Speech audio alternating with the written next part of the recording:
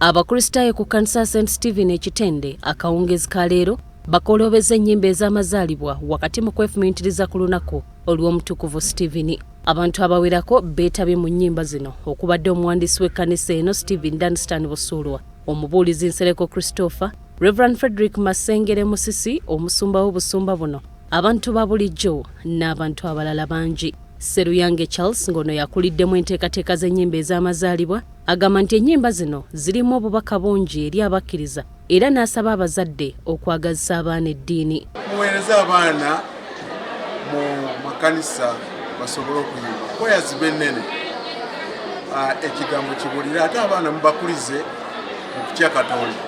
Ekimu ku byo okubaweereza mu kwaya n'ebintu ebiringa ebyo mu bavubuka betabe mu Omuwandiisi w'ekkanisa eno Stephen Dunstan Busuulwa ng'ate yasomye ebyawandiikibwa agamba nti olunaku luno balwefumiitirizaako nnyo.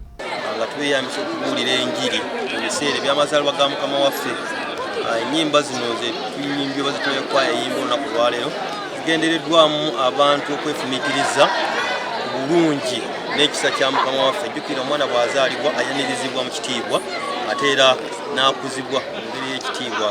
Wabula ono asabye abantu okwekuba mu kifuba baleme okukola bannaabwe obubi ng'era akuutidde abantu okweteekerateekera omwaka ogwa 2024 mu by'enkulaakulana. Buli muntu mu busobozi bw'osobola okuteekateeka ku kintu ekiyinza okuyamba okutuuka ku ddaala erisingawo ku lyobaddeko, kubanga kkiriza oba gaana tetulina kutambula nga tudda mabega, tulina kutambula nga tudda mu maaso. Always forward, backward never.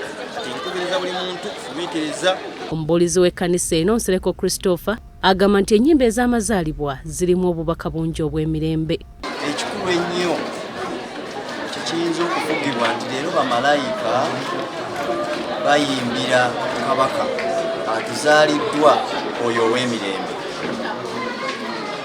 Ensi ng'etabusetabuse kalibadde kabonero ka kuleeta mirembe kaakano kubanga atuzaaliddwa ow'emirembe. Butereevu katugende